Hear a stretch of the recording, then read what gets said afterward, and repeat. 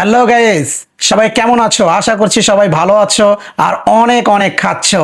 কে খাচ্ছো তো? দেখো আজকে আমার প্রাণপ্রিয় বিবি, আমার জান, আমার কলিজা কে নিয়ে আসছে।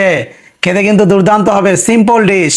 ভাই পোলাও গোস্ত যতই খাই, আসল মজা কিন্তু মাছে আর সবজিতে, কি বলেন? হ্যাঁ, তো চলেন শুরু করে দেই। এই যে দেখেন ঝরঝরা ভাত, ও,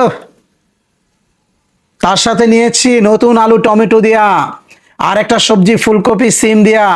দুর্দান্ত হবে খেতে। হ্যাঁ চলেন, একটু নতুন আলু নিয়ে নেই, তার সাথে একটু টমেটো দিয়ে সুন্দর একটা বাইট দেবো। বিসমিল্লাহ ওয়ালা বারকাতিল্লাহ। উম, উম, তরকারিটার ভিতরে শীতের আমেজ লুকায়িত। শীতটা যে আসছে তা পরিপূর্ণ এই তরকারিতে বোঝা গেছে কিন্তু, আলহামদুলিল্লাহ। এরপর একটু মাছ নিব।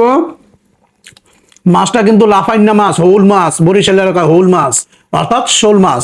এই যে মাছ নিলাম, একটু আলু নিলাম, একটু ফুলকপি নিলাম, তারপরে দেখেন কিরকম দেখাই আপনাদেরকে। এই যে দেখেন, মুখের ভেতরে যাবে।